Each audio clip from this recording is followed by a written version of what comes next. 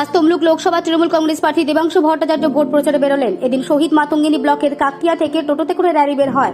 এদিন বল্লুক, সাবলারা সহ একাধিক গ্রাম এলাকায় প্রচারে বের হন তৃণমূল কংগ্রেসের পক্ষ থেকে। এদিন বেশ কয়েকটি মন্দিরে পুজো দান এবং জনসংযোগ করেন দেবাংশু ভট্টাচার্য।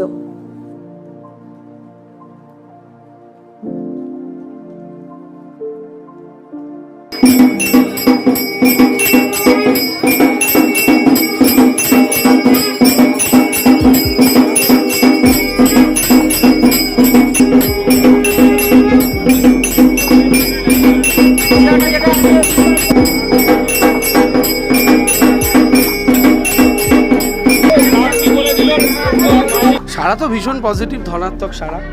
মানুষ এগিয়ে আসছেন, আশীর্বাদ করছেন, সমর্থনের হাত বাড়িয়ে দিচ্ছেন, ভীষণ পজিটিভ সারা। এবং আমার ধারণা এবার এই সমস্ত জায়গায় যেখানে আমাদের পঞ্চায়েত বা বিধানসভা তো খারাপ ফলাফল হয়েছিল, আমরা খুব ভালো ফলাফল করব।